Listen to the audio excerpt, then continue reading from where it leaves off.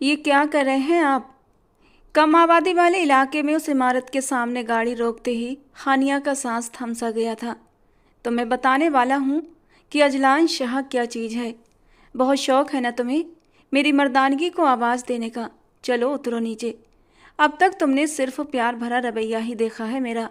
आज पता चलेगा कि लोग मेरे नाम से डरते क्यों हैं। दहाड़ के साथ अपनी तरफ का दरवाज़ा बंद करते ही वो घूम कर दूसरी ओर आया था। हानिया सन्न रह गई। नहीं, खुदा के लिए प्लीज़ मुझे वापस ले चलिए। मेरी मम्मी इंतज़ार कर रही होंगी। वो अजलान के सामने गिड़गड़ाई थी, मगर अजलान शाह उसकी किसी बात को सुनने के मूड में नहीं था। आस्तीनों को मोड़ते हुए उसने हानिया को कलाई से पकड़कर बाहर खींचा। हानिया ने घबराकर दाएं बाएं देखा। रात की तन्हाई में पूरी गली सुनसान थी। बस कहीं कहीं से कुत्तों के भौंकने की आवाज़ें आ रही थीं। गली के आवारा कुत्तों के अलावा आसपास कोई नहीं था जो उसकी मदद को आता। मैं अंदर नहीं जाऊंगी, आप मेरे साथ ये सब नहीं कर सकते। वो रो पड़ने के करीब थी, मगर अजलान शाह ने तो जैसे अपने कान ही बंद कर लिए थे। वो जो करने का इरादा रखता था उसे आज कर लेना चाहता था। माथे पर आए बालों को झटकता वो उसे लेकर इमारत में दाखिल हो गया था। पुराने तर्ज की बनी इस इमारत में लिफ्ट नहीं थी, सिर्फ सीढ़ियाँ थीं। हानिया को पता था अजलान शाह की कई प्रॉपर्टीज़ में शायद इस इमारत का एक फ्लैट भी शामिल था। उसे वहाँ से पकड़कर लगभग घसीटते हुए वो सीढ़ियाँ चढ़ता हुआ उसे दूसरी मंजिल तक ले आया था। हानिया ने घबराकर इधर उधर देखा। पूरी इमारत सुनसान लग रही थी। आने वाले लम्हों के ख्याल से ही वो काँप कर रह गई थी। ये शख्स न जाने मेरे साथ क्या सलूक करेगा। उसने अजलान की तरफ देखा, जो अब दरवाज़ा खोल कर अंदर जा रहा था। चलो अंदर आ जाओ। हाथ पकड़कर उसने हानिया को खींचकर अंदर फेंका था। उसकी साड़ी का पल्लू दरवाजे के हैंडल में उलझकर तार तार हो गया था। बेख्तियार ही वो दोनों हाथों से अपने आप को ढकती 2 कदम पीछे हटी थी। अजलान की गहरी निगाहें उसे अपने वजूद पर फिसलती हुई महसूस हो रही थीं। नहीं, प्लीज़ नहीं, आप ऐसा नहीं कर सकते। एक एक कदम पीछे हटती वो बुरी तरह से रो पड़ी थी, मगर अजलान शर्ट के बटन खोलता रहस्यमयी मुस्कान के साथ उसकी ओर बढ़ता चला जा रहा था। अजलान शाह से उसकी नफरत नई नहीं थी। वो सिर्फ 7 साल की थी जब उसके पिता को दिल का दौरा पड़ा था, और उस दौरे की वजह कोई और नहीं बल्कि उसका सगा बड़ा भाई था। अजलान शाह का पिता तैमूर अली, जिसने अपने छोटे भाई को ज़मीन में हिस्सा देने से इनकार कर दिया था। उस वक्त हानिया के पिता बेबसी से रो पड़े थे। ऐसा मत करें भाईजान, मेरा कारोबार डूब चुका है। मेरी बेटी अभी छोटी है, उसकी पढ़ाई, घर का खर्च, बिजली पानी के बिल, ये सब मैं कहाँ से करूँगा।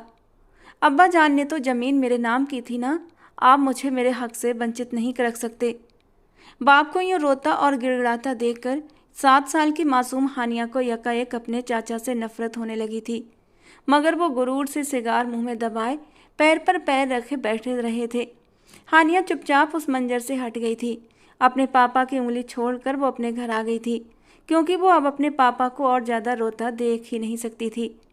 उसे नहीं पता था चाचा ने क्या जवाब दिया, लेकिन झुके कंधों के साथ बाप को घर लौटते देखकर उसे समझ आ गया था कि चाचा ने हमेशा की तरह गुरूर और पत्थर दिली का ही रवैया दिखाया है। गांव में मौजूद कई एकड़ जमीन पर चाचा ने खुद ही कब्जा कर लिया था। उस रात घर लौटते ही हानिया के पापा चुपचाप अपने कमरे में जाकर लेट गए थे। खाना भी नहीं खाया था, बस हानिया को अपने पास बुलाया और उसे अपने सीने से लगाकर एक बार फिर से रो पड़े थे। मेरी मासूम बच्ची, मैं तेरे लिए कुछ भी नहीं कर सका, मुझे माफ़ कर दे। और हानिया ने अपने नन्हे नन्हे हाथों से अपने पापा के आंसू साफ कर दिए थे। पापा, आप मत रोइए, मैं बड़ी हो जाऊंगी ना तो ढेर सारे पैसे कमाऊंगी, फिर हमारे पास किसी चीज़ की कमी नहीं होगी। नन्ही सी हानिया को सिर्फ यही पता था कि उसके पापा पैसों की वजह से रो रहे हैं। काफ़ी देर तक वो हानिया को साथ लगाए बैठे रहे, और फिर हानिया की माँ शाजिया बेगम हानिया को अपने साथ ले गई थी और उसे दूसरे कमरे में जाकर सुला दिया। और फिर उसी रात महमूद अली को दिल का जोरदार दौरा पड़ा था। शाजिया बेगम काँप कर रह गई थीं। उन्होंने घबराकर फ़ोन उठाना चाहा और उसी पल हानिया ने फ़ोन उनके हाथ से ले लिया। किसी को फ़ोन करने की ज़रूरत नहीं है अम्मा, हमारा कोई भी रिश्तेदार नहीं। अब्बा को अस्पताल मैं खुद लेकर जाऊंगी। शाजिया बेगम ने हैरानी से उस 7 साल की बच्ची की बात को सुना था, जो अब घर से बाहर निकल गई थी। कुछ ही देर बाद वो पड़ोस के चाचा हकीम को बुलाकर लाई थी, जिनके पास रिक्शा था। उन्हीं की मदद से महमूद अली को रिक्शे में डालकर अस्पताल पहुंचाया गया। डॉक्टर्स के मुताबिक उन्हें ज़बरदस्त सदमा पहुंचा था और हानिया जानती थी ये सदमा क्या था, अपने सगे रिश्तेदार की बदलती निगाहों का सदमा। कुछ अरसे बाद महमूद साहब ठीक होकर घर तो लौटे, लेकिन जैसे हमेशा के लिए चुप हो गए थे। कारोबार पूरी तरह डूब चुका था। शाजिया बेगम ने घर पर ही सिलाई मशीन रखकर कपड़े सिलना शुरू कर दिए थे। बाप के अस्पताल आने के कई दिन बीत गए थे, मगर चाचा जान ने एक बार भी आकर उनकी खैरियत नहीं पूछी थी। हाँ, अपने बेटे अजलान को खाना पूरी के लिए भेज दिया था। वो कई घंटे शाजिया बेगम के पास बैठा रहा था। हानिया ने नफरत से उस अपने से 10 साल बड़े लड़के को देखा, जो कॉलेज के साफ सुथरे यूनिफॉर्म में बैठा था। सारे ख्वाब पूरे करने की इजाज़त तो सिर्फ इन्हीं लोगों को है। तलखी हानिया के रोम रोम में बस गई थी। वक्त बीतता गया। महमूद अली ने मेहनत करके कुछ दुकानें बना ली थीं, जिनसे उनकी गुजर बसर अच्छी होने लगी थी। धीरे धीरे दिन बीतते चले जा रहे थे और हानिया ने किसी तरह अपने स्कूल की पढ़ाई पूरी कर ली थी। वो जहीन थी, होशियार थी। हर क्लास में उसे स्कॉलरशिप मिल जाता था। वो बाप को तन्हाई में रोते देखती तो चाचा के खिलाफ नफरत उसके एक एक रग में उतर जाती। परिवार में होने वाली दावतों में जब वो उन्हें देखती, सब लोग महंगे कपड़ों में, जेवरों से लदे बड़ी बड़ी गाड़ियों में आते, तो वो सोचती, मेरे बाप का हक खाकर ये सब कितने खुश हैं। मगर वो कुछ नहीं कर सकती थी। दिन बीतते जा रहे थे और वो 17 साल की हो गई। कॉलेज में एडमिशन का उसका तीसरा दिन था जब वो घर आई। शाजिया बेगम परेशानी से लॉन्च में टहल रही थी। क्या बात है अम्मी, आप बहुत परेशान लग रही हैं। अबू की तबीयत तो ठीक है ना? उसने सिर पर ओढ़ी हुई सियाह चादर उतार कर सोफे पर रखते हुए पूछा। धूप से आने की वजह से उसका गुलाबी चेहरा तपता हुआ लग रहा था। हाँ बेटा, तुम्हारे चाचा की तबीयत बहुत ख़राब है। भाभी जान का फ़ोन आया था, उन्हें गंभीर हार्ट अटैक आया है। तुम्हारे बाबा जान भी वहीं गए हुए हैं।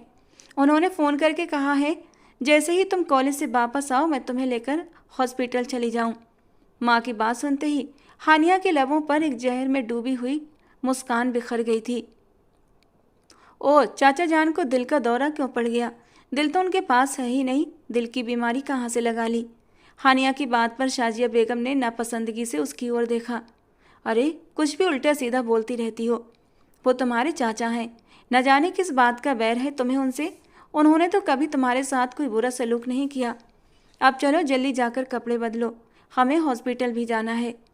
माँ की बात पर उसने गुस्से से पैर पटका। अम्मा, मुझे नहीं जाना।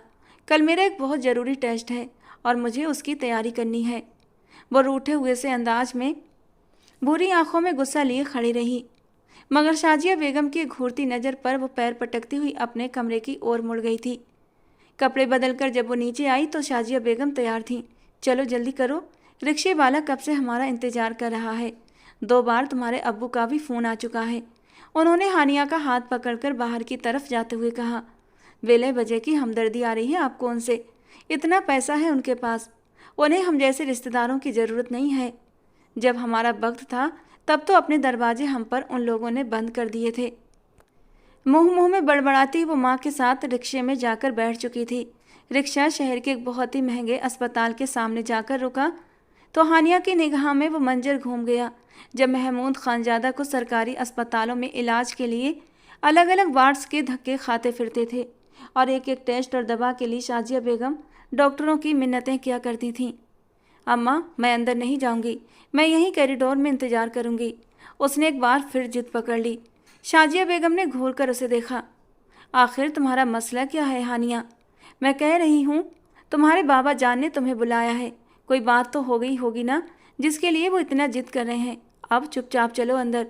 उन्होंने उसे आगे चलने का इशारा किया तो न चाहते हुए भी वो कमरों के नंबर देखते हुए आगे बढ़ने लगी। माँ के बताए हुए कमरे के सामने पहुंचकर उसने शाजिया बेगम को इशारा किया। अब बस खुद ही अंदर जाएं आप, उसने चिढ़कर कहा और शायद कुछ और भी कहती कि ऐन उसी वक्त कमरे का दरवाज़ा अंदर से किसी ने खोला था। हानिया ने चौंक कर देखा, सामने अजलान शाह खानजादा खड़ा था। हानिया ने आज उसे लगभग 7 सालों के बाद देखा था। लंबा अरसा हो गया था उसने उनके घर आना ही छोड़ रखा था। निकलता हुआ कद, सियाह आंखें और हमेशा की तरह फोल्ड की हुई आस्तीनें। वाकई उसकी पर्सनालिटी जादू भरी थी, जो किसी भी लड़की पर जादू कर सकती थी। आइए चाची जान, उसने एक तरफ होकर शाजिया बेगम को अंदर आने का इशारा किया था। एक जरा सी नज़र उठाकर उसने हानिया को देखा और हानिया उसकी नज़र से बुरी तरह बेचैन हुई थी। आ गई मेरी बेटी। न जाने कब उसे आखिरी दफ़ा देखा था। सामने लेटे चाचा जान धीरे से बोल उठे थे। इतनी जल्दी दिल का दौरा ठीक भी हो गया? सारे ड्रामे हैं ये अब्बा जान को बेवकूफ़ बनाने के। हानिया ने आगे बढ़कर उनसे सर पर प्यार लेते हुए अपने बाप को देखा, जो अपने बड़े भाई के बेड के साथ कुर्सी रखे निढाल अंदाज में बैठे थे। आपने इंतजार क्यों किया भाईजान? मुझे हुक्म दे देते, मैं हानिया को लेकर हाजिर हो जाता। हानिया बाप की बात पर अंदर तक सुलग उठी। ताईजान भी कमरे में ही मौजूद थीं। उन्होंने भी हानिया के सर पर प्यार दिया। वो गहरी सांस लेकर 2 कदम पीछे हटकर खड़ी हो गई। शुक्र है अल्लाह ने बचा लिया। डॉक्टर ने कहा है कि माइनर सा दिल का अटैक था। आईसीयू में भाईजान का दिल बहुत घबरा रहा था, इसीलिए उनकी स्पेशल रिक्वेस्ट पर उन्हें प्राइवेट कमरे में शिफ्ट कर दिया गया है।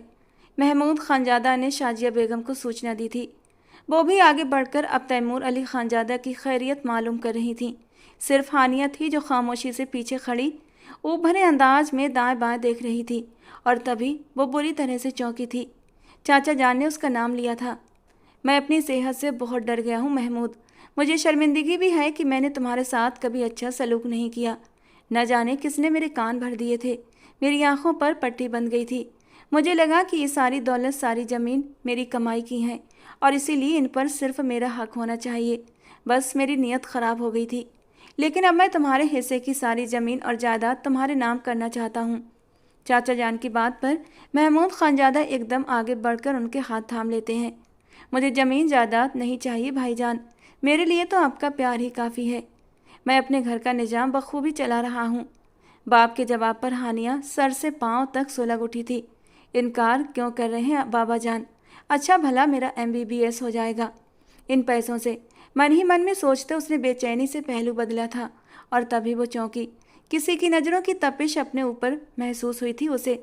बराबर में खड़े अजलान शाह ने गहरी निगाहों से उसका जायजा लिया था, और अजलान शाह की गहरी निगाहों से उसका दिल अनजाने डर से धड़कने लगा था।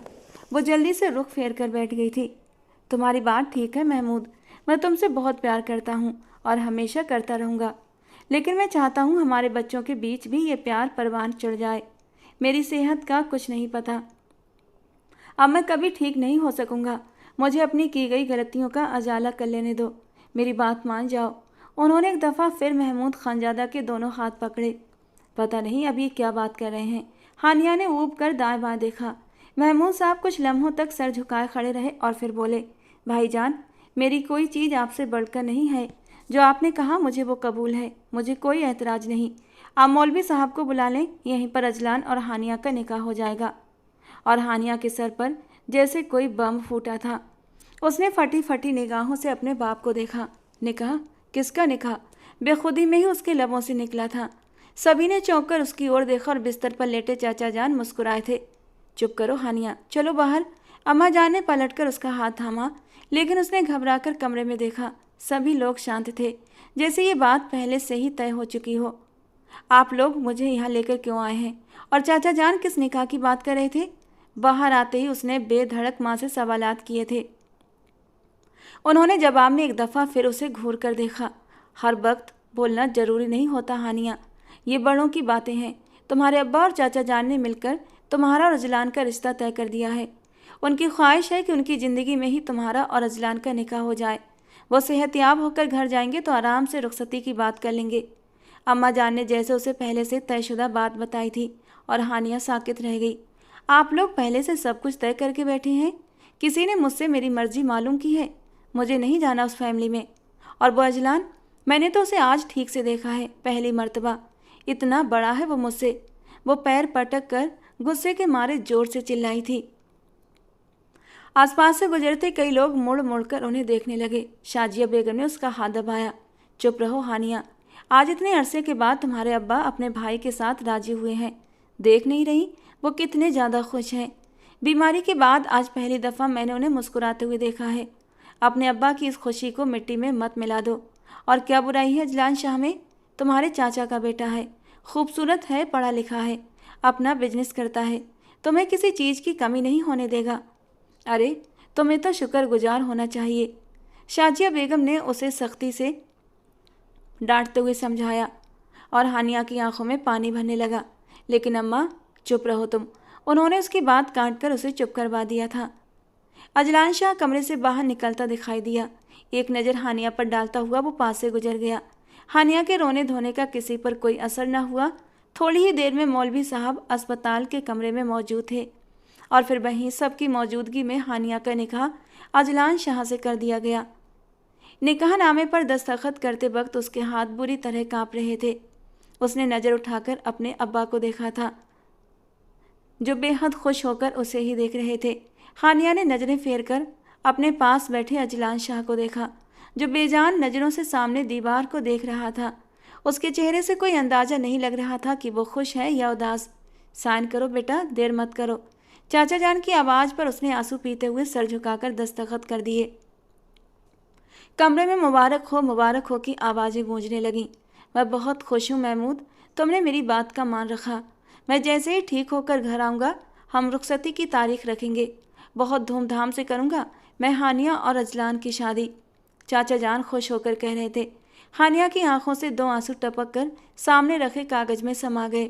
साथ बैठी उस अजनबी दीवार से उसका निकाह हो चुका था, जिसने उसे देखना तक गवारा नहीं किया था। अम्मी, मुझे घर जाना है, मेरा कल टेस्ट है। वो अचानक ही उठकर खड़ी हुई थी और सबने चौंक कर उसकी ओर देखा।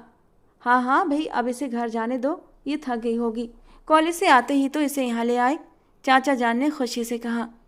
आइए, मैं आपको ड्रॉप कर देता हूँ, अजलान शाह ने बाहर निकलते हुए कहा और हानिया ने एक नफ़रत भरी नज़र उसकी ओर डाली। मुझे रिक्शा टैक्सी में आने जाने की आदत है, मैं चली जाऊँगी, आप जहमत ना करें। उसकी आवाज़ में पहाड़ों सी सख्ती थी। अजलान ने नज़र भरकर उसे देखा, लेकिन वो अम्मा जान का हाथ पकड़कर बाहर निकल गई। अजलान की नज़रों ने दूर तक उसका पीछा किया। घर आते ही वो खामोशी से अपने कमरे में जाकर बंद हो गई। शाजिया बेगम ने भी उसे जाने दिया। खुद ही कुछ दिनों बाद ठीक हो जाएगी। इतने अच्छे घर में रिश्ता होने पर बेवकूफ़ को खुशी मनानी चाहिए और ये सदमे में है। किचन में जाकर काम करते हुए उन्होंने जैसे खुद को तसल्ली दी थी। चाचा जान को भी 1 हफ्ते तक अस्पताल में रहना था। हानिया ने तो जैसे चुप्पी ही साध ली थी। 2 रोज़ बाद वो कमरे से बाहर निकली थी और शाजिया बेगम ने राहत की सांस ली। अम्मी, मैं कॉलेज जा रही हूँ। वो तैयार होकर नीचे आई थी। अरे रुक जाओ, उस कॉलेज में जाने की कोई ज़रूरत नहीं है। अजलान आया था कल शाम, वो तुम्हारे नए कॉलेज के दाखिला फॉर्म दे गया है, वो वहाँ मेज पर रखे हैं। वो कह रहा था कि आज मुलाजिम आकर वो फॉर्म ले जाएगा और जमा भी करवा देगा।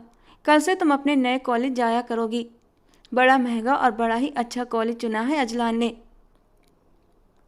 अम्मा जान ने फ़क्र से कहा तो वो जैसे तिल मिलाकर पलटी। क्या मतलब है नया कॉलेज? इस कॉलेज में क्या बुराई है? अगर ये कॉलेज उनके स्टैंडर्ड का नहीं तो उसे किसने कहा था मुझसे निकाह करने के लिए? मैं तो इसी कॉलेज में जाऊंगी। मुझे किसी के भी किसी एहसान की ज़रूरत नहीं है। वो अपने आपे से बाहर हो गई थी और शाजिया बेगम हक्का बक्का होकर उसे देखने लगी। क्या हो गया है तुम्हें हानिया? ये सरकारी कॉलेज है, इतनी टूटी फूटी सी इसकी इमारत है। तुम्हारे अब्बा के पास तो इतनी गुंजाइश नहीं थी कि तुम्हें अच्छे कॉलेज में दाखिला दिला सकते। अब अगर अजलान शहर के महंगे कॉलेज में तुम्हारा दाखिला करवाना चाहता है तो उसमें बुराई क्या है? शौहर है वो तुम्हारा। आखिरी बात ने तो हानिया के सर से लेकर पाँव तक आग लगा दी। अम्मा जान, अगर मैं इस टूटे फूटे कॉलेज में पढ़ रही थी ना, तो उसकी जिम्मेदार भी चाचा जान और यही अजलान मोहतरम है। वक्त पर अगर अब्बा को उनकी जायदाद और ज़मीन दे देते तो आज हमारे हालात बेहतर होते। ये भीख की तरह चंद रुपये देने की क्या ज़रूरत है? मुझे अपने कॉलेज में कोई बुराई नज़र नहीं आती, मैं वहीं पर पढ़ूंगी। अगर अजलान को मुझसे या मेरे कॉलेज से कोई एतराज़ है तो वो शौक़ से मुझे छोड़ दे। आराम से कहती वो कॉलेज का बैग कंधे पर डालकर घर से निकल गई थी। शाजिया बेगम ने दहल कर दिल पर हाथ रखा। कैंची की तरह चलती है इस लड़की की ज़बान, न जाने क्या गुल खिलाएगी। सर झटकते हुए वो घर के कामों में लग गई थी, लेकिन दिमाग लगातार हानिया की ओर ही अटका हुआ था। उन्हें पता था थोड़ी देर बाद अजलान शाह का ड्राइवर दाखिला फॉर्म लेने के लिए आने ही वाला था और उनकी सोच ठीक थी। ड्राइवर तो ना आया बल्कि खुद अजलान शाह ही उन्हें घर में दाखिल होता दिखाई दिया था। ऊंचे लंबे कद के साथ वो शाजिया बेगम के सामने प्यार लेने के लिए झुका तो उन्होंने फ़क्रिया अंदाज में उसे देखा। दामाद के रूप में उन्हें बेटा मिल गया था। हानिया कहाँ है? उसे कहिए मेरे साथ चले, कई जगह पर साइन की ज़रूरत पड़ सकती है। वैसे तो मेरे होते हुए किसी को उसे परेशान करने की नौबत नहीं आएगी, लेकिन फिर भी सावधानी अच्छी है। उसने शाजिया बेगम से पूछा था तो वो शर्मिंदगी से दाएं बाएं देखकर रह गई। दरअसल बेटा, हानिया को अपना यही कॉलेज पसंद है और वो यहीं पर पढ़ना चाहती है। तुम उसे छोड़ दो, वो बहुत जिद्दी है। वो MBBS करना चाहती थी, लेकिन हम लोगों के पास इतने पैसे नहीं थे कि उसे अच्छे कॉलेज में पढ़ा सकें। तो बस अब उसने जिद बना ली है कि इसी कॉलेज में जाएगी, इसी कॉलेज में। वैसे इसमें कोई बुराई तो नहीं। साजिया बेगम ने जैसे अजलान शाह का दिल हानिया की तरफ से साफ करने की कोशिश की थी, और वो एक पल के लिए उन्हें देखकर रह गया। क्या आपने उसे बताया था कि दाखिला फॉर्म मैं देकर गया हूँ और मैंने ही उसके कॉलेज में एडमिशन की बात की है? ठहरे हुए लहजे में उसने शाजिया बेगम से कहा तो उन्होंने शर्मिंदगी से सर हिला दिया। अच्छा तो ठीक है। वो जैसे ही सारी बात समझ गया था। आप दाखिला फॉर्म मुझे दे दीजिए, मैं खुद ही उसका एडमिशन करवा दूंगा। मैंने पहले भी कहा था ये कॉलेज उसके लायक नहीं। अगर उसे पढ़ना है तो किसी अच्छे कॉलेज में पढ़े, वरना इस कॉलेज में वक्त ख़राब करने का कोई फ़ायदा नहीं। मेज़ पर पड़ा दाखिला फॉर्म उठाकर जेब में डालते उसने शाजिया बेगम से इजाज़त चाही थी, और वो उसे देखकर रह गई। जिद में कौन ज़्यादा पक्का था उन्हें अंदाज़ा न हो सका। हानिया अपने कॉलेज की क्लास में बैठी थी। आखिरी क्लास का वक्त था जब प्यून ने आकर उसका नाम पुकारा। आपको प्रिंसिपल साहब अपने कमरे में बुला रहे हैं, मिस हानिया महमूद। सभी लड़कियों ने मुड़कर हैरत से उसकी ओर देखा था। वो खुद भी हैरान होते हुए बैग उठाकर बाहर निकल आई। जी सर, आपने मुझे बुलाया? प्रिंसिपल के दफ्तर में दाखिल होकर उसने कहा। कुर्सी पर कोई बैठा था जिसकी पीठ हानिया की ओर थी। जी हाँ, आपके रिश्तेदार आपको लेने आए हैं। आपका ट्रांसफ़र लेटर बना दिया गया है। आपको मुबारक हो, आपने इतने शानदार कॉलेज का एडमिशन टेस्ट पास कर लिया है। अब आपका वहाँ दाखिला भी हो गया है। उसने हैरत से मुड़कर उस शख्स की ओर देखा था और वो जैसे वहीं जड़ सी हो गई थी। वो अजलान शाह था, जो संजीदा चेहरे के साथ उसे ही देखे जा रहा था। अपनी ओर आते देखते ही वो उठकर खड़ा हुआ। आपका बहुत बहुत शुक्रिया प्रिंसिपल साहब, अब हमें चलना चाहिए। चलो हानिया, उसकी ओर मुड़ते हुए वो बिल्कुल इत्मीनान भरे लहजे में कह रहा था, जबकि अजलान शाह के सुकून पर हानिया सर से लेकर पैर तक सुलग उठी थी। पर प्रिंसिपल के सामने तमाशा न बने, इसलिए वो खामोशी से उसके पीछे पीछे चलती बाहर निकल आई थी। ये क्या तमाशा है? मैंने कहा था कि मुझे अपना कॉलेज पसंद है और मैं इसी में पढ़ूंगी। आप होते कौन हैं अपनी मर्जी से मेरे बारे में फैसले करने वाले? वो जैसे चिढ़कर बोली थी। लंबे लंबे कदम उठाते अजलान शाह ने एकदम ठहर कर उसे देखा। मेरा ख्याल है कि तुम्हें पता है कि मैं तुम्हारा कौन होता हूँ, और सीधी सी बात तो समझ में नहीं आ रही ना कि ये कॉलेज अच्छा नहीं है। मैंने तुम्हारे लिए जहाँ एडमिशन करवाया है, कल से ड्राइवर आकर तुम्हें वहीं लेकर जाएगा करेगा। पढ़ना हो तो पढ़ लेना, वरना घर में बैठ जाना। इस कॉलेज में पढ़ने की इजाज़त तो तुम्हें मैं अब कभी भी नहीं दूंगा। चबा चबा कर कहता वो आगे बढ़ गया था और हानिया तिलमिलाकर रह गई, लेकिन ना चाहते हुए भी उसने उसके पीछे कदम बढ़ा दिए थे। जानती थी अगर मामूली सा भी विरोध और किया तो वो सीधा उसके अब्बा को जाकर शिकायत लगा देगा। न जाने वो कहाँ फंस गई थी। मैं अच्छी भली इन लोगों के बिना ज़िंदगी गुजार रही थी। चाचा जान को भी अभी बीमार होना था। मुँह ही मुँह में बड़बड़ाती हुई वो कॉलेज से बाहर निकल आई थी। सामने ही वो अपनी गाड़ी में उसका मुंतजिर था। अब अगर गाड़ी में न बैठती तो नए सिरे से तमाशा लगा देता। बेहतर यही है कि आज अपना मुंह बंद रखो। जलते कुड़ते वो अजलान को गुस्से भरी निगाहों से देखते हुए सोच रही थी। अजलान शाह ने फ्रंट सीट का दरवाज़ा उसके लिए खोल रखा था। वो आगे बढ़ी और उसने जोरदार झटके से फ्रंट सीट का दरवाज़ा बंद कर दिया और पिछली सीट का दरवाज़ा खोलते हुए अंदर बैठते उसने एक नफरत भरी निगाह अजलान पर डाली थी। उसने एक नज़र हानिया को देखा और फिर गहरी सांस लेते हुए गाड़ी स्टार्ट कर दी। कल सुबह 8 बजे तैयार रहना, ड्राइवर तुम्हें लेने आएगा। और अब फिर से जिद मत करना कि वैन में धक्के खाते हुए कॉलेज जाया करोगी।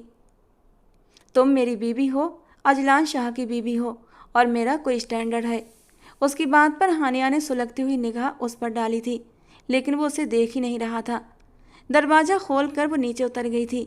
बहस करना बेकार था, मगर अंदर जाते ही उसने अपना सारा गुस्सा शाजिया बेगम पर निकाल दिया था, और शाजिया बेगम आराम से कपड़े तार पर डालते हुए उसकी बक बक सुनती रहीं। जब वो शाजिया बेगम के पीछे दौड़ते दौड़ते थक गई तो गुस्से से झल्लाकर बोली, अम्मा मैं आपको इतनी देर से कुछ कह रही हूँ, आपको असर ही नहीं हो रहा। आखिर कुछ तो जवाब दें। तुम्हारी बेसर पैर की बातों का मेरे पास कोई जवाब नहीं। और वो पैर पटकते हुए अपने कमरे में आ गई थी। मेरे घर वालों पर जैसे इस आदमी ने जादू कर दिया है, लेकिन मुझ पर जादू नहीं कर सकेगा। मैं भी हानिया खान हूँ। अगले दिन उठते ही वो तैयार होकर अपने नए कॉलेज में चली आई थी। अजलान शाह की भेजी हुई शानदार गाड़ी ने उसे कॉलेज के गेट के सामने उतारा था। कॉलेज की इमारत को देखते हुए वो हैरान रह गई थी। ऐसे कॉलेज में पढ़ने का तो उसने ख्वाब में भी नहीं सोचा था। क्लास में बैठते हुए एक पल के लिए वो झिझक सी गई थी। सारे ही लड़के लड़कियां हाई क्लास से ताल्लुक़ रखने वाले थे। सिर्फ एक वही थी जो मिडिल क्लास की थी। योर नेम प्लीज़, क्लास में आने वाले प्रोफेसर ने उसकी ओर देखते हुए पूछा था। नया चेहरा होने की वजह से वो उसे पहचान गया था। हानिया महमूद शाह। कॉन्फिडेंस से भरपूर अंदाज में खड़े होकर उसने जवाब दिया तो एक पल के लिए पूरी क्लास ने चौंक कर उसकी ओर देखा। सभी उसे देख रहे थे, खासकर वो professor. Okay okay sit down please, professor ने उससे कहा। लेकिन हानिया को उसकी गहरी नज़रें खुद पर जमी साफ महसूस हो रही थीं। अरे ये तो वही है, अजलान शाह की वाइफ। लड़के और लड़कियां आपस में सरगोशियां कर रहे थे और ये सरगोशियां हानिया के कानों में पड़ चुकी थीं। पजल सी होती वो अपनी किताबें खोलकर उन पर झुक गई थी। क्लास ख़त्म हुई तो सारे ही लड़के लड़कियां उठकर बाहर निकल गए थे। वो भी बैग में किताबें संभालती बाहर निकल रही थी जब उसे अपनी पीठ पर प्रोफेसर की आवाज़ सुनाई दी। एक्सक्यूज़ मी मिस हानिया। हैरान होते हुए वो पलटी थी। जी सर, उसने पूछा तो प्रोफेसर मुस्कुरा दिया। सर नहीं, हारून नाम है मेरा। मैं अजलान का बहुत अच्छा दोस्त हूँ। उसने मुझे तुम्हारे बारे में बताया था। क्लास के ख़त्म होने पर तुम मुझे हारून कहकर बुला सकती हो। अगर उसे पता चल गया कि उसकी वाइफ मुझे सर कहती है तो ना मालूम मेरा क्या हासिल करेगा, वो हंसते हुए कह रहा था। हानिया शर्मिंदा सी होने लगी। अजलान का हवाला हर जगह उसे सुनाई दे रहा था और ये उसके लिए इंतहाई गुस्से का कारण बन रहा था। ऐसी कोई बात नहीं है, उसने कहना चाहा, मगर हारून ने उसे एक दफ़ा फिर तायद की थी कि क्लास के अलावा वो उसे सिर्फ हारून कहकर ही मुखातिब करे। न चाहते हुए भी इस बात में सर हिलाते हुए वो क्लास से बाहर निकल आई थी। कॉलेज का माहौल और पढ़ाई उसे बहुत पसंद आए थे। दिल ही दिल में वो इस बात की कायल भी हो गई थी कि इंस्टीट्यूट के हवाले से अजलान शाह की चॉइस बेहतरीन थी। और फिर तो जैसे एक रूटीन सी शुरू हो चुकी थी। घर से कॉलेज, कॉलेज से घर। कॉलेज में उसे हारून की जानिब से मुकम्मल सपोर्ट हासिल थी। किसी भी किस्म की परेशानी को वो चुटकियों में हल कर देता था। अक्सर वो क्लास के बाद उसे अपने ऑफिस में बुलवा लेता। छोटी छोटी बातें करते वो उसे कॉलेज के माहौल में इंटरेस्ट लेने की सलाह देता। करियर काउंसलिंग करते करते वो अक्सर उसे घर के बारे में बातें पूछने लगता। हानिया को इत्मीनान था कि वो कोई गैर इंसान नहीं, इसीलिए वो उसके साथ लंबी लंबी बातें भी कर लेती थी। सच तो ये था कि एकदम से पूरा माहौल तब्दील होने की वजह से वो खुद भी झिझक रही थी। क्लास के लड़के और लड़कियों में से किसी के साथ उसकी बातचीत सलाम दुआ से आगे न बढ़ सकी थी। ऐसे में सिर्फ एक हारून ही था जिससे वो अपनी कोई बात शेयर कर लेती थी। उस रोज़ के बाद अजलान कभी उनके घर नहीं आया था। हानिया की तालीम मुकम्मल होने के बाद रुखसती होना करार पाई गई थी। चाचा जान ने भी बस 2 साल इंतज़ार करना तस्लीम कर लिया था, लेकिन बाकी की तालीम हानिया शादी के बाद मुकम्मल करेगी। उन्होंने ये बात साफ कर दी थी। चंद ही रोज़ गुजरे थे जब कॉलेज में सीनियर्स की फेयरवेल पार्टी थी। पार्टी इतनी अचानक अनाउंस की गई कि हानिया को परेशानी हो गई। अलमारी खोले वो कितनी देर से उलझन में खड़ी थी। अम्मी, मेरे पास पार्टी में जाने के लिए एक भी ढंग का ड्रेस नहीं है और नया जोड़ा लेकर सिलवाने का तो वक्त नहीं है। नया नया कॉलेज है, मैं पुराने कपड़े पहनकर जाऊंगी तो अच्छी नहीं लगूंगी। पुरुहासी हो गई। शाजिया बेगम ने बेजारी से सर उठाया। एक तो तुम्हारी नए कपड़ों की फरमाइश कभी ख़त्म ही नहीं होती हानिया। अरे बाकी पुराने कपड़े हैं तो अपनी ससुराल से आए हुए कपड़े ही पहन लो जो उन्होंने मंगनी का तोहफा देकर तुम्हें भेजे थे। तुमने अब तक उन्हें खोल कर भी नहीं देखे। माँ की बात पर हानिया का गला कड़वा हो गया। नाम भी मत ले उन कपड़ों का, भीग की बू आती है मुझे उन कपड़ों से। इससे अच्छा तो ये है कि मैं ये 10 साल पुराना जोड़ा पहन कर चली जाऊँ। उसने अलमारी से लॉन का सस्ता सा जोड़ा निकाल कर माँ के सामने लहराया तो वो बेजारी से सर झटक कर दोबारा मटर छीलने में बिजी हो गई। हानिया रुहासी होकर वापस कपड़ों की अलमारी की तरफ बढ़ गई थी। काफ़ी देर तक खंगालने के बाद भी उसे कोई ढंग का जोड़ा न मिला तो वो रो देने के करीब हो गई थी। अम्मा, आप खामोशी से सब्जी काटने में लगी हैं। मेरी मुश्किल का कोई हल ही बता दें, वरना कल मेरा मजाक बन जाएगा। शाजिया बेगम ने उसकी बात पर सर उठाया। तुम ऐसा करो, मेरी साड़ियों में से एक साड़ी पहनकर चली जाओ, वो साड़ियाँ जो मैंने अपने दहेज और बरी के वक्तों में बनाई थीं। माँ की बात पर वो एक लम्हे के लिए चुप सी हो गई। आज से पहले उसने कभी साड़ी नहीं पहनी थी, लेकिन अम्मा का पुराना ट्रंक खोलकर उसने सारी साड़ियाँ निकाल ली थीं। साड़ियाँ वाकई बहुत अच्छी थीं। उन्हीं में से एक बेहद नर्म और बारीक कपड़े की साड़ी निकालते ही उसने उसे प्रेस करके अलग रख दिया। साड़ी को देखकर एक पल के लिए शाजिया बेगम उलझन में पड़ गई थी। पता नहीं अजलान शाह को कैसा लगे साड़ी पहनना।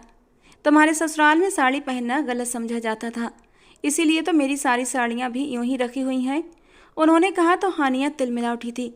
आप ऐसा करें, अजलान को फ़ोन करके पूछ लें मेरा सांस लेना उसे कैसा लगता है, ताकि मैं सांस लेना ही बंद कर दूं।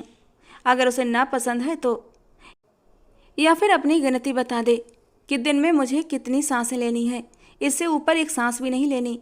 उसकी बात सुनकर शाजिया बेगम ने कमरे से निकल जाना ही बेहतर समझा था। चाह कर भी उसके दिल से अजलान शाह के लिए वो नफरत नहीं निकाल पा रही थी। अगले दिन वो माँ की साड़ी पहनकर तैयार हो गई थी। लाइट से मेकअप में उसका हुस्न दो आतिशा हो गया था। साड़ी ने उसके लंबे कद को और भी निखार दिया था। शाजिया बेगम ने उसे देखा तो बेख्तियार उसका माथा चूमा था। बहुत प्यारी लग रही हो माशाल्लाह। अब जाओ, अल्लाह तुम्हें बुरी नज़र से बचाए। वो शर्माती हुई धीरे से मुस्कुरा दी थी। बाहर गाड़ी उसका इंतजार कर रही थी। गाड़ी में बैठते ही उसने ड्राइवर को चलने का इशारा कर दिया। कॉलेज की पार्टी हस्बे मामूल रंग बिरंगी थी।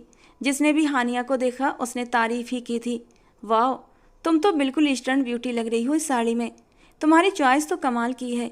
लड़के लड़कियां उसके पास से गुजरते तारीफ करते तो वो धीरे से सर हिलाकर तारीफ कबूल कर लेती।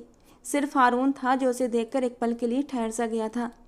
कुछ ही देर बाद वो गायब हो गया और जब वापस आया तो उसने इशारे से हानिया को अपने पास बुलाया था। कुछ स्टूडेंट्स ने भी हानिया को हारून की तरफ जाते हुए देख लिया था। क्या बात है, कोई परेशानी? हानिया ने उसके पास जाते हुए पूछा तो हारून ने गहरी सांस ली। हाँ, कॉलेज की पार्टी की पिक्चर्स वेबसाइट पर अपलोड हो गई हैं। वहाँ से अजलान शाह ने तुम्हें देख लिया है और अब उसका मैसेज आया है कि तुम्हें जल्द से जल्द घर वापस भेज दूँ। उसकी बात पर हानिया के माथे पर बल पड़ गए। व्हाट? घर वापस क्यों? क्या मेरी यहाँ मौजूदगी से उन्हें कोई प्रॉब्लम है? उसके लहजे में एकदम से गुस्सा उतर आया था और हारून ने एक गहरी सांस ली। उसने सर से लेकर पैर तक हानिया को देखा। Don't you know about Azlan Shah?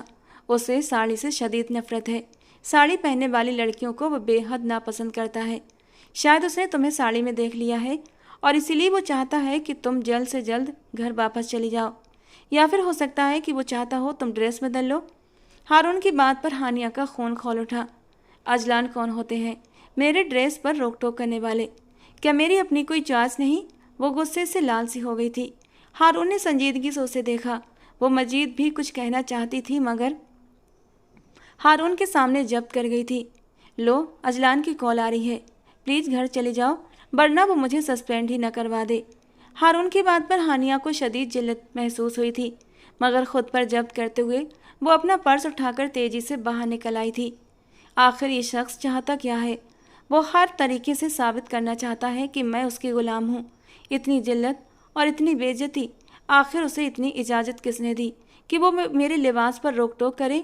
आंखों में आई नमी को छुपाते हुए वो गाड़ी में बैठ गई थी। ड्राइवर ने गाड़ी स्टार्ट कर दी और घर पहुंचते ही वो रो पड़ी थी। उसे इतनी जल्दी वापस आता देखकर शाजिया बेगम हैरान रह गई, लेकिन वो कोई जवाब दिए बगैर अपने कमरे में चली गई थी। जाते ही कपड़े बदलकर वो औंधे मुंह बिस्तर पर गिर गई। शाम तक वो कमरे से बाहर न निकली। शाजिया बेगम दरवाज़ा बजा बजा कर थक चुकी थी। बात तो बताओ, आखिर हुआ क्या है?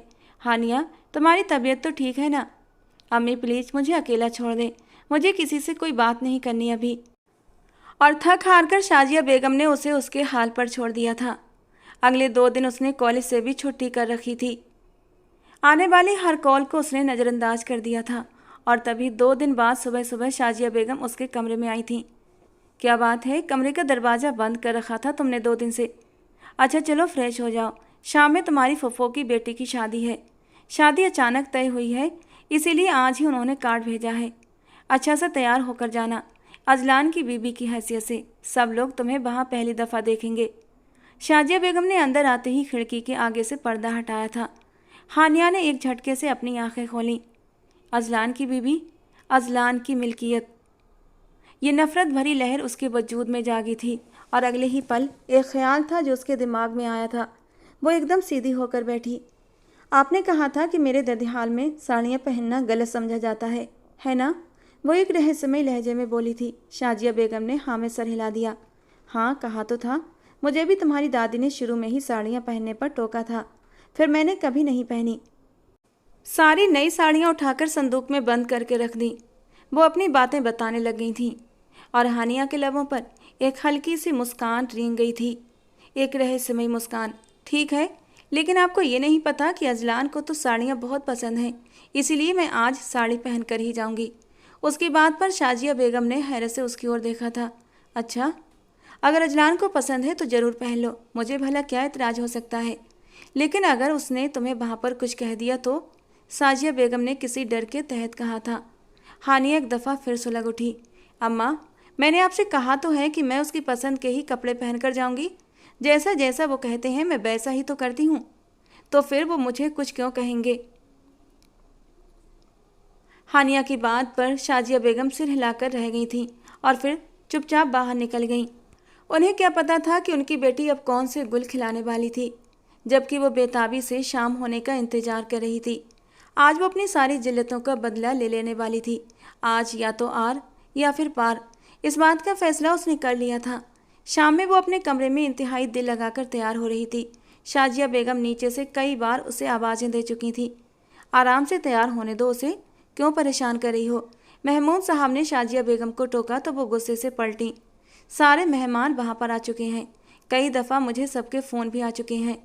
अजलान का भेजा हुआ ड्राइवर बाहर घंटे भर से खड़ा है और इसकी तैयारियां ही ख़त्म नहीं हो रही। शाजिया बेगम की बात पर वो ऊपर से नीचे उतरती दिखाई दी। बस हो गई हूँ तैयार अम्मी जान। उसे नीचे आता देखकर सरसरी सी निगाह डालकर महमूद साहब बाहर गाड़ी में चले गए थे। शाजिया बेगम ने उसे एक नज़र देखा। डार्क मेकअप किए, जॉर्जेट की रेड कलर की साड़ी को एक स्टाइल से उसने दाएं कंधे पर सेट कर रखा था। साड़ी को कुछ इस अंदाज से पहना गया था कि उसका कमसिन हुस्न और भी निखर आया था। इस साड़ी में वो अपनी उम्र से कहीं ज़्यादा बड़ी लग रही थी। शाजिया बेगम ने कुछ परेशानी से उसे देखा था। ज़रूरी था? तुमने ये साड़ी ही पहनी है, कुछ और पहन लेती।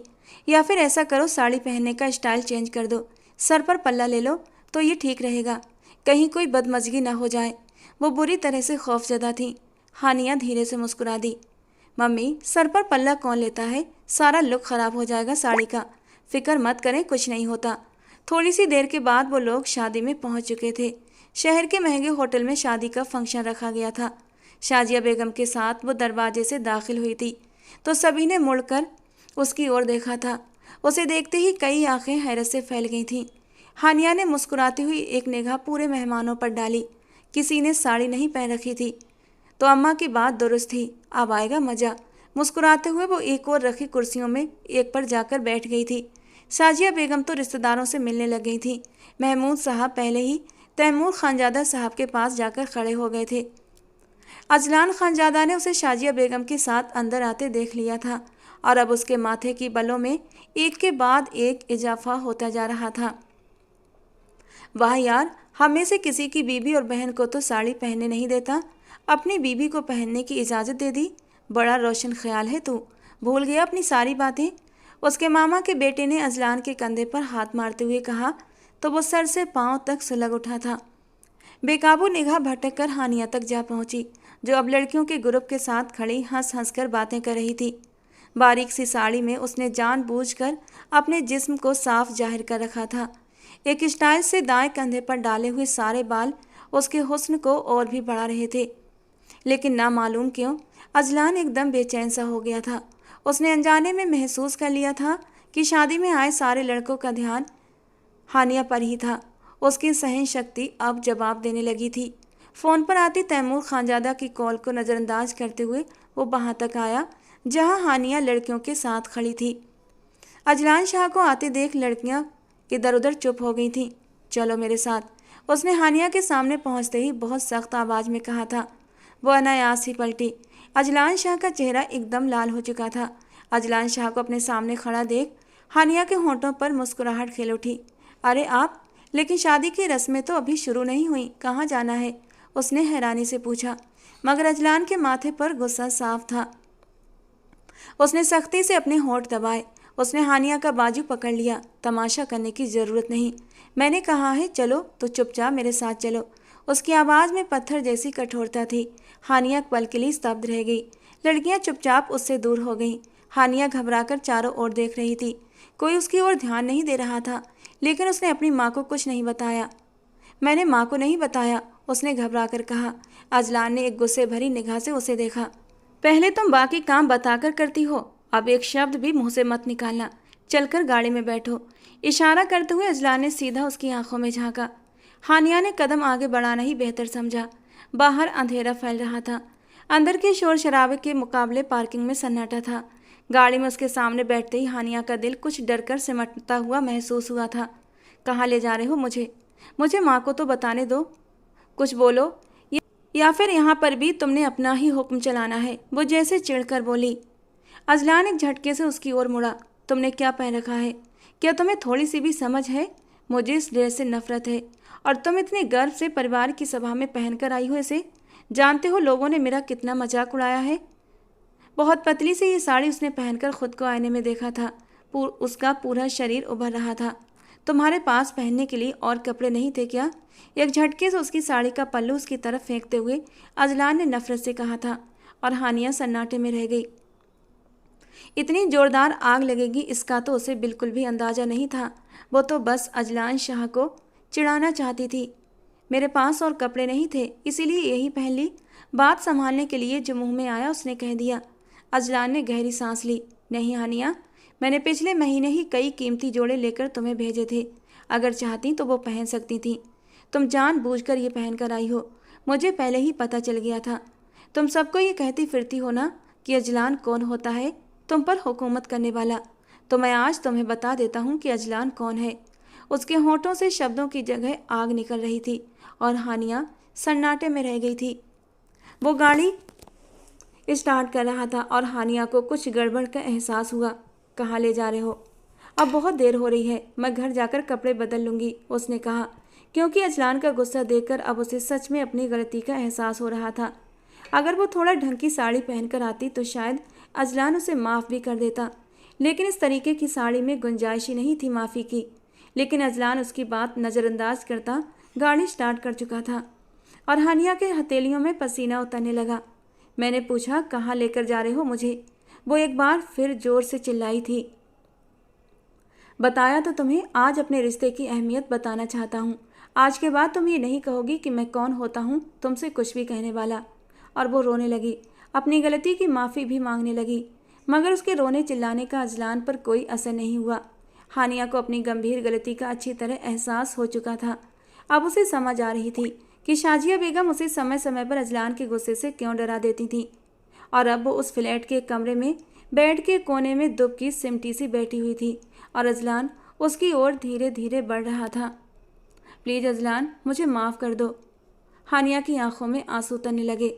नहीं Azlan please, I am sorry, मुझे नहीं पता था आपको साड़ी इतनी ज़्यादा नापसंद है। मैं आगे से कभी इसे नहीं पहनूंगी।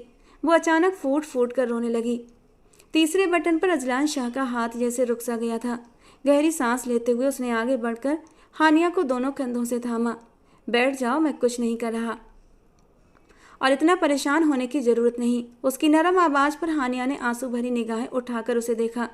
उसके चेहरे पर एक नरम सा असर था, आंखों में गुस्से की जगह भावनाएं झलक रही थीं। हानिया की निगाहों में अनिश्चितता उतरी। तो क्या ये सब एक ड्रामा था? मुझे नीचे दिखाने के लिए, मेरे आंसू देखने के लिए, मेरा कमज़ोर पड़ जाना देखने के लिए? हानिया को एकदम से तेज गुस्सा आया। मुझे घर वापस जाना है, आंसू पोंछते हुए उसने कट्टरता भरे लहजे में कहा। क्या तुम्हें मेरा साथ पसंद नहीं?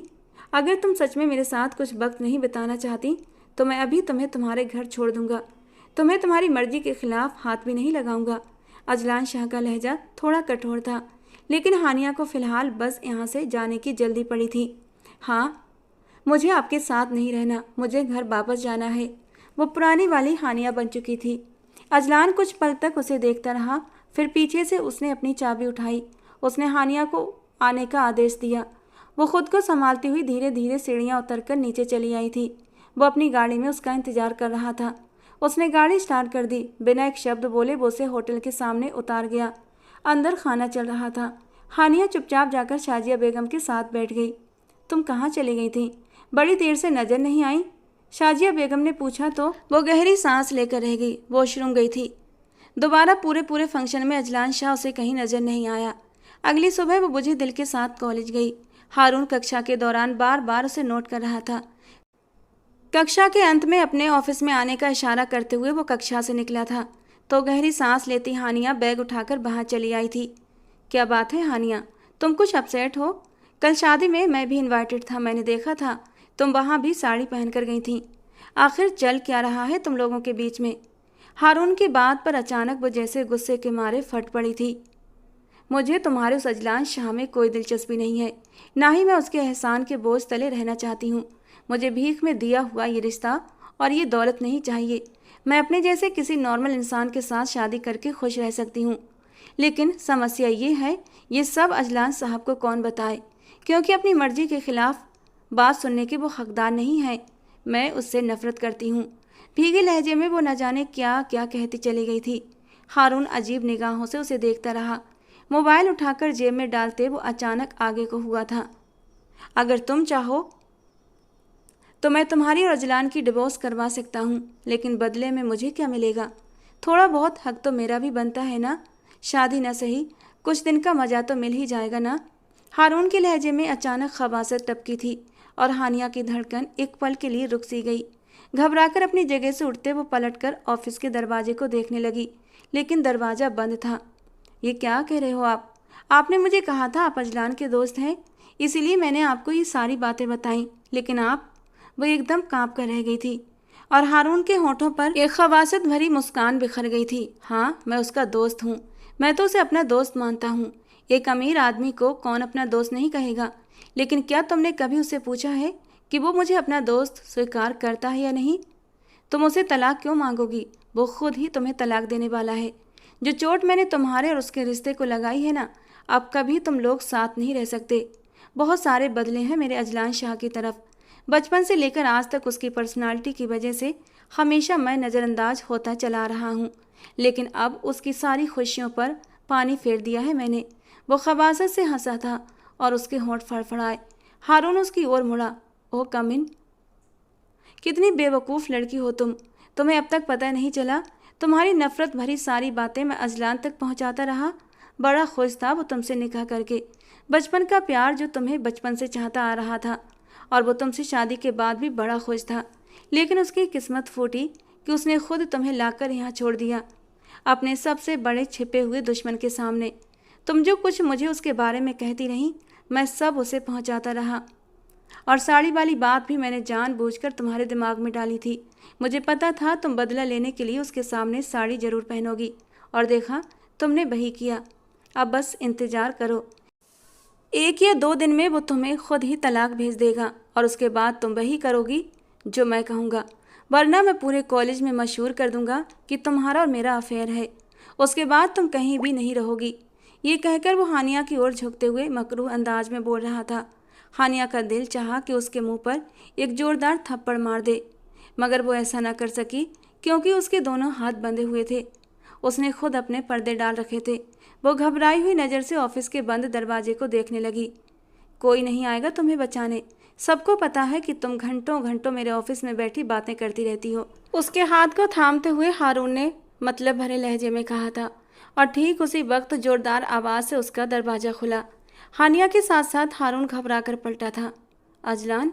हानिया के होंठ बेख्तियार हिले। वो दरवाजे में ही खड़ा था। गंभीर निगाहें हारून पर टिकी थीं। तुम यहाँ क्या कर रहे हो? हारून एकदम घबराकर खुद को संभालते हुए सीधा हुआ था। अजलान शाह ने नपे तुले कदम उठाए और अंदर दाखिल हुआ। ये बात तो तुम खुद से पूछो। जब हानिया मेरे खिलाफ बात कर रही थी तो तुमने मेरी कॉल लगाई थी। तुम सारी बातें मुझे सुनवाना चाहते थे, मेरा वफादार बनकर, लेकिन तुम्हारी बदकिस्मती कि तुम्हारे काटने पर कॉल कटी नहीं थी और मैं तुम्हारे कॉलेज के बाहर ही खड़ा था। मुझे आज हानिया से कुछ बात करनी थी, इसीलिए यहाँ पर आया था और मैंने सारी बातें सुन ली।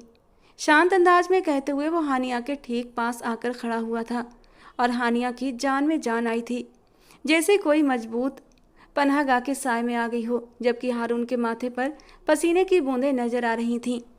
वे दोनों ही देख चुके थे। अब मुझे समझ आया तुम हमेशा घुमा फिरा कर मुझे हानिया की बातें क्यों बताते थे।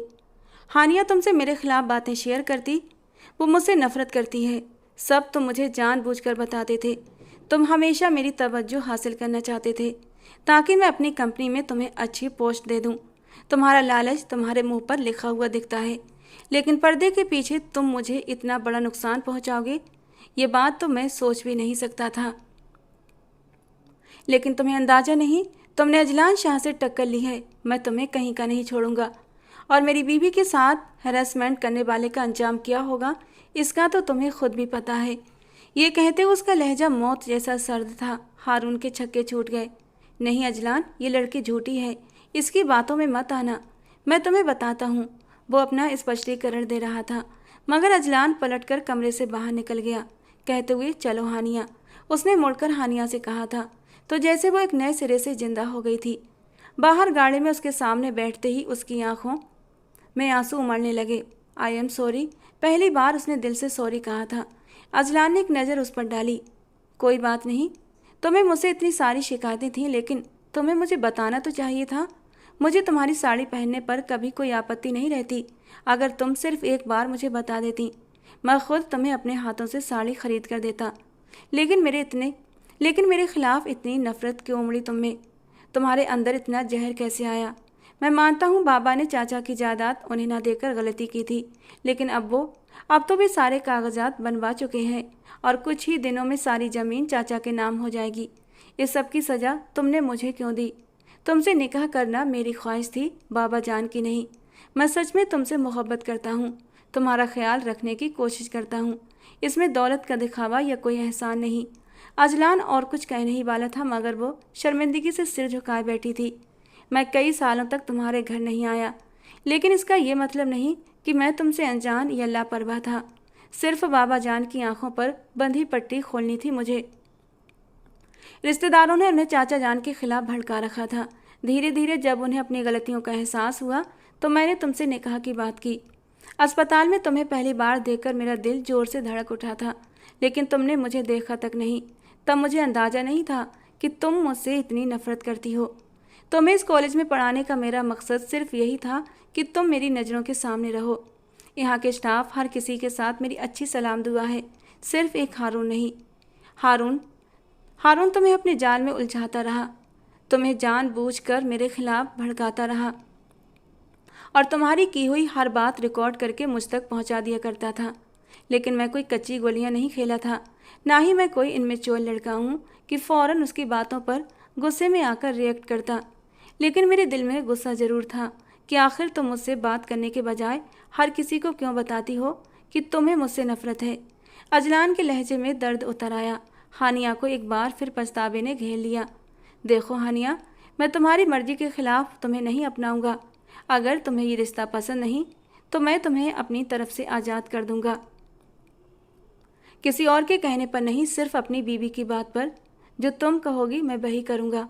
उसकी ओर मुड़ते हुए अजलान ने गंभीर लहजे में कहा था, और वो सिसक पड़ी कि अजलान मुझे बाकी छोड़ देगा। नहीं, ऐसा मत कीजिएगा, मैं नहीं चाहती कि ये निकाह टूटे, उसने कपकपाते हुए कहा था। उसकी बड़ी बड़ी आंखों में डर उतर आया था। अजलान कुछ पल तक उसे देखता रहा, फिर भरपूर अंदाज में मुस्कुरा दिया। बस, और शर्मिंदा होने की कोई ज़रूरत नहीं, मुझे मेरा जवाब मिल चुका है और मैं वादा करता हूँ बीते हुए बरसों में हमारी फैमिली की तरफ से जितनी भी कोताहियाँ हुई हैं, हम उन सारी कोताहियों का इजराला कर देंगे। मैं तुम्हें इतनी खुशियाँ दूंगा कि तुम हैरान रह जाओगी, वो एक सच्चे जज्बे से कह रहा था। हानिया ने सिर उठाकर उसकी ओर देखा। जज्बे लुटाती निगाहों में झांकना अब उसके लिए मुश्किल था। बेइच्छा ही वो निगाहें चुराकर बाहर देखने लगी। अच्छा, अब मुस्कुराओ तो सही, इतनी ज़्यादा भूख लगी है। मैं तो आया था कि तुम्हारे साथ बैठकर किसी अच्छी सी जगह पर लंच करूं, लेकिन यहाँ तो सारा मामला ही गड़बड़ है। अब उस हारून की ठुकाई लगाने के लिए भी एक स्पेशल मीटिंग रखना पड़ेगी मुझे। सामान्य से अंदाज में कहते हुए उसने हानिया को देखा और हानिया बेइच्छा हंस पड़ी। क्या करेंगे उसके साथ, उसने पूछा तो अजलान ने कंधे उठाए। ऐसे लोगों को मैं नहीं देखता, मेरा स्टाफ देखता है। मेरा वक्त तो सिर्फ कुछ खास लोगों के लिए है। अजलान ने जज्बे लुटाती निगाहों से उसकी ओर देखते हुए गंभीर मुस्कान के साथ कहा, और हानिया खिलखिलाकर हंस पड़ी। इतने खूबसूरत साथ पर वो दिल ही दिल में रब का शुक्रगुजार हो रही थी। चाचा जान ठीक हो चुके थे। अजलान के इशारे पर ही उनकी रुखसती रखी गई थी और ठीक 2 हफ्ते बाद वो उसकी दुल्हन बनी उसकी ज़िंदगी में शामिल हो गई। क्या इस बार तुमने अपने दिल से इकरार किया है? उसके हाथों में हीरे की अंगूठी पहनाते हुए अजलान ने मोहब्बत से पूछा। मुस्कुराते हुए सिर हिलाकर हानिया ने जैसे उसे मोहब्बत की सनद थमा दी थी।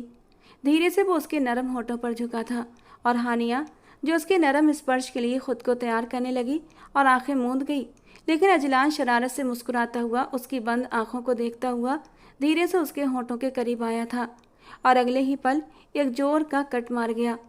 हानिया के होठों से एक सिसकी निकली थी। आप बहुत बुरे हैं, वो अपने होठों को उंगलियों से सहलाते हुए बोली, जबकि अजलान ने खिलखिलाते हुए उसे अपनी बाहों में समेट कर उसके होठों पर अपने होठों का नरम मरहम रखा था। सांसों का तेज तूफान जो दोनों के सीने में मचल रहा था। वैसे सच बताऊं, तुम उस रेड साड़ी में कयामत से कम नहीं लग रही थी, खास कर तुम्हारी ये नरम धड़कनें। वो धीरे से उसकी नरम धड़कनों को छूता हुआ बोला था और हानिया शर्म से लाल पड़ गई थी। अगले ही पल वो उसे हर पर्दे से आज़ाद कर चुका था। लेकिन उस दिन तुम्हारी खूबसूरती कुछ ज़्यादा ही उभर रही थी, लेकिन आज कुछ कम है। वो मदहोश होते हुए एक होंठ दांतों से दबाता हुआ उसकी धड़कनों को हल्के से दबा गया था और हानिया के लबों से एक सिसकी निकली थी। वो इसलिए क्योंकि उस दिन मैंने पैडेड ब्रा। उसने जल्दी से अपने होंठ दबाए थे। यानी मुझ पर वार करने के सारे इंतजाम करके गई थी तुम। लेकिन मुझे गवारा नहीं तुम्हारी खूबसूरती को मेरे अलावा कोई और देखे, और इसलिए मुझे तुम पर गुस्सा आया था। वो धीरे से उसे अपनी बाहों में समेटता लाइट्स ऑफ कर गया था। वो उसकी नरम बेली पर अपनी जीभ रखता थोड़ा सा नीचे आया था और हानिया बुरी तरह मचल उठी थी। जिस अजलान शाह से वो नफरत करती थी आज उसकी संगत में बुरी तरह मदहोश हो चुकी थी। सुबह नहाने के लिए कपड़े निकालने के लिए उसने अलमारी खोली तो उसके हैरत की हद न रही। पूरी कबर्ड साड़ियों से भरी पड़ी थी। अजलान, इतनी सारी साड़ियाँ? लेकिन तुम्हें तो मुझे साड़ी पसंद है, लेकिन एक सभ्य अंदाज में। तुम फ्रेश होकर आओ, आज मैं खुद तुम्हें अपने हाथों से साड़ी पहनाऊंगा। वो मुस्कुराते हुए नहाने चली गई थी और फिर उसके नरम वजूद पर शरारतें करते हुए अजलान ने बहुत ही प्यार से उसे साड़ी पहनाई थी और शीशे के सामने ले जाकर खड़ा कर दिया था। वाकई उसने बहुत ही अच्छे ढंग से उसे साड़ी पहनाई थी और इस स्टाइल पर वो खुद भी फिदा हो गई थी। और बाकी अजलान ने अपना कहा सच कर दिखाया। जितना भी महमूद साहब के हिस्से की ज़मीन जायदाद थी उनके नाम कर दी गई थी और अजलान ने उन्हें दामाद नहीं उनका बेटा बनकर दिखाया। हानिया का इस कदर ख्याल रखता कि हानिया को अपनी किस्मत पर गर्व होने लगा था। दोस्तों, आज की हमारी ये कहानी आपको कैसी लगी कमेंट बॉक्स में ज़रूर बताना। पसंद आई हो तो प्लीज़ लाइक करना। रोज़ एक नई और रोमांटिक कहानी के लिए हमारे चैनल को सब्सक्राइब करना। मिलते हैं दोस्तों अगली कहानी।